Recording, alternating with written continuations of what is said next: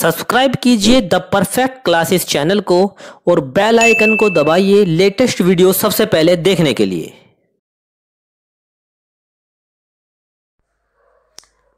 Hello student, the perfect classes में आपका स्वागत है। आज हम शिक्षा निदेशालय द्वारा दी जाने वाली वर्कशीट नंबर 34 जो है डिस्कस करने जा रहे हैं, जो कि गणित विषय की वर्कशीट है। कक्षा 8वीं के विद्यार्थियों के लिए विद्यार्थी अपना नाम लिखेंगे, कक्षा अध्यापक का नाम लिखेंगे। ये 29/11/2021 की वर्कशीट है और आज के हमारी जो वर्कशीट का टॉपिक है अनुमान द्वारा घनमूल निकालना। चलिए अपनी वर्कशीट को शुरू करते हैं। वर्कशीट में बिना पेन पेपर उपयोग किए हुए हम घनमूल कैसे निकालें, इस पर हम चर्चा करेंगे। चलिए चर्चा करते हैं। नोट: पूर्ण घन संख्या के घनमूल निकालने के लिए इस विधि का उपयोग हम करते हैं। पूर्ण घन संख्या बड़ी हो जिसका घनमूल निकालना अभाज्य गुणनखंड विधि से मुश्किल हो तो उसका हम जो है घनमूल निकालने के लिए इस विधि का उपयोग करते हैं। जो संख्याएं हमारी बड़ी होती हैं और जिनका घनमूल निकालना अभाज्य उससे विधि से कठिन होता है। तो अनुमान विधि द्वारा घनमूल निकालने के नियम, यहाँ पर देखो नियम दिए गए हैं चरण वाइज, और ये हम जो है एग्जाम्पल के द्वारा समझेंगे। अभी हम इसको पढ़ लेते हैं। सबसे पहले चरण में हम क्या करना है कि दी गई संख्या के समूह बनाएं जिसमें 3 अंक हों।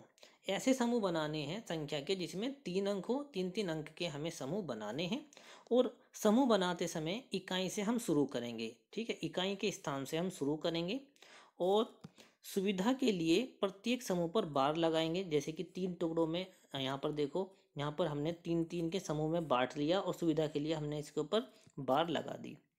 पहला समूह, ठीक है, पहले समूह बचे हुए दूसरा समूह, यानी जो पहला समूह हो जाएगा आपका, ये पहला समूह हो गया और जो बचा हुआ है वो दूसरा समूह हो गया। चलिए अब आगे पढ़ते हैं। दूसरा चरण: समूह के इकाई के स्थान का अंक घनमूल के इकाई के स्थान के अंक को निर्धारित करेगा। यानी कि जो समूह है इसका इकाई का जो अंक है वो हमारा किसको निर्धारित करेगा, यानी घनमूल के इकाई के स्थान को निर्धारित करेगा। उदाहरण, यहाँ पर देखो उदाहरण दिया है। उदाहरण: घन संख्या के स्थान का अंक, यानी जो घन संख्या है ये हमारे, ठीक है, घन संख्या के स्थान का अंक 2 गुणा 2 है तो इसके इकाई के स्थान का अंक क्या होगा, 2 होगा। ठीक है, 8 का जो इकाई का अंक है, जो 8 का जो हमारा घनमूल होगा उसके इकाई का अंक क्या होगा, 2 होगा। ठीक है, चरण नंबर 3 में फिर हमें क्या करना है कि संख्या का घन निकालें जिनके बीच दूसरा समूह आता हो। ठीक है, संख्या का घन निकालें जिनके बीच दूसरा समूह आता हो। यानी अब हम उन संख्याओं का घन निकालेंगे जिनके बीच में दूसरा समूह आएगा। तीसरे चरण के बीच में हमें क्या करना है, तीसरे चरण के छोटी संख्या को घनमूल के दाईं स्थान पर रखें और अब घनमूल निकालें। चलिए अब इसको हम अच्छे से समझेंगे और आपको ये चीज़ें समझ में सारी बिल्कुल क्लियर हो जाएगी। ये यहाँ पर जो है ध्यान रखने वाली बात जो है वो ये है, देखो 1 का घन क्या होता है, 1 ही होता है। 2 का कितना होता है, 8, 3 का 27, 4 का 64, 5 का 125, 6 का 216। तो ये इससे हमें पता क्या लगा कि 1 का स्थान पर 1 आएगा और 2 के स्थान पर 8 आ रहा है। 2 के स्थान पर देखो 8 आ रहा है और 3 के स्थान पर 7 आ रहा है। 4 के स्थान पर तो 4 ही है इकाई के अंक पे, और 5 के स्थान पर यहाँ पर देखो 5 ही है, और 6 के स्थान पर यहाँ पर इकाई के अंक पर 6 ही है, लेकिन 7 पे हमारा फिर 3 हो गया। यानी 3 का 7 है और 7 का कितना हो जाएगा, 3 हो जाएगा। 8 का 2 है, यानी कि 2 का 8 है और 8 का 2 है। ठीक है, और 9 का 9 ही है। हमें कौन कौन सी संख्या याद रखनी है, 2 का 8 है और 3 का 7 है। ठीक है, ये हमें याद रखना है, ये इनके इकाई के स्थान पर आएंगे। ठीक है, दी गई, अब चलिए नीचे यहाँ पर हम प्रश्न कर लेते हैं यहाँ पर, ताकि आपको अच्छे से समझ में आ जाए। प्रश्न: अनुमान विधि द्वारा ये संख्या यहाँ पर दी गई है, इसका घनमूल निकालें। तो सबसे पहले हम क्या करेंगे, इसको 3 अंकों में विभाजित कर लेंगे। ठीक है, 3 अंकों में इस पूरे समूह को 3-3 अंकों के जोड़े बनाएंगे। जैसे कि पहला समूह हो गया 542 और दूसरा हो गया हमारा 110। यानी जो पहला समूह तो हमारा ये रहेगा और दूसरा समूह हमारी बाद वाली बची हुई संख्या होगी। ठीक है। उसके बाद पहले समूह के इकाई का अंक लेना है हमें। पहले समूह का हमारा जो इकाई का अंक क्या है वो 2 है। ठीक है। तो घनमूल के इकाई का अंक क्या होगा, 8 होगा। यानी जो घनमूल है, घनमूल यानी कि जो भी हमारी जो भी है उसका इकाई का अंक हमारा क्या होगा, 8 होगा।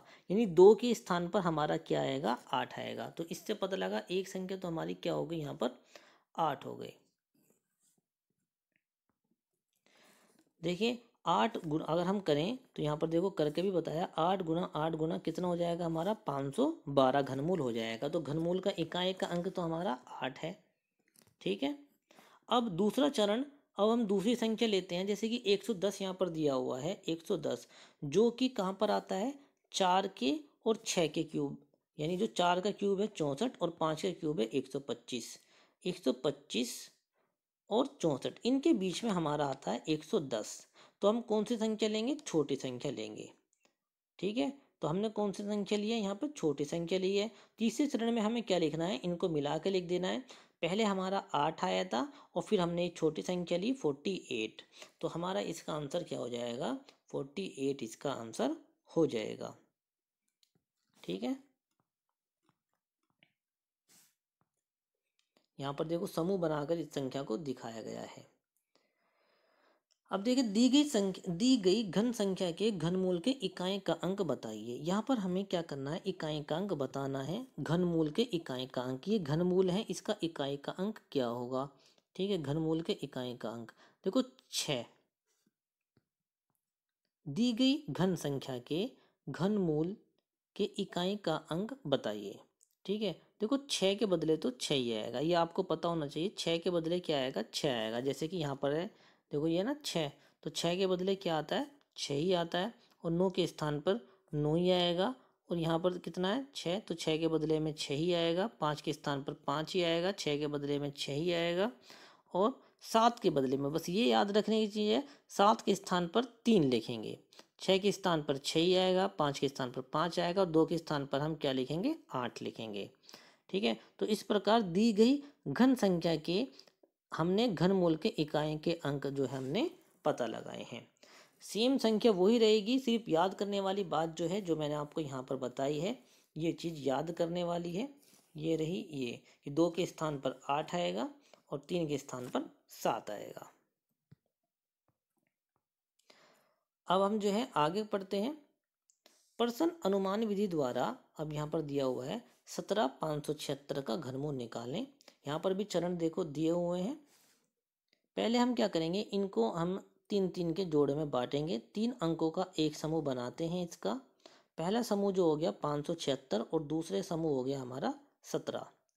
अब एक समूह ये रहा पहला और दूसरा समूह ये रहा। इसका इकाई, पहले समूह के इकाई का स्थान का अंक क्या है, 6 है। तो इसका अंक क्या है, 6। तो 6 का जब तो घनमूल के इकाई का स्थान का अंक 6 ही होगा, क्योंकि 6 के स्थान पर 6 ही आता है। अब देखो 6 गुणा 6 गुणा 6 कितना जाएगा, 216। ठीक है, क्या जाएगा, 216। अब दूसरा चरण, तीसरा चरण हम क्या लेंगे कि 17 जो कि यहाँ के 2 के और 3 के, 2 और 3 के घन के बीच में आता है। ठीक है। 2 का कितना होता है 8 और 3 का कितना होता है 27।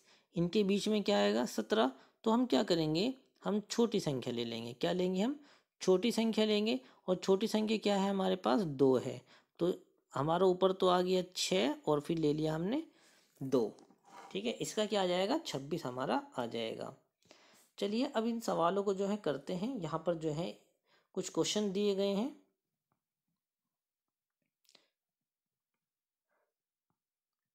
यहाँ पर देखिए ये वाले क्वेश्चन है, अनुमान विधि द्वारा दी गई संख्याओं के घनमूल निकालें। इनका हमें क्या निकालना है, घनमूल निकालना है अनुमान विधि द्वारा। तो देखो अब हम इसको अच्छे से समझेंगे। सबसे पहले हमें क्या करना है कि दी गई संख्या के हमें क्या बनाने हैं, पेयर बनाने हैं, जोड़े बनाने हैं। 3-3 के जोड़े बनाने हैं। तो पहला जोड़ा बनाया हमने 3 का, दूसरा बना हमारा 2 का। ठीक है। तो यहाँ पर देखिए 9 है, तो 9 का स्थान पर हमारा 9 ही आएगा।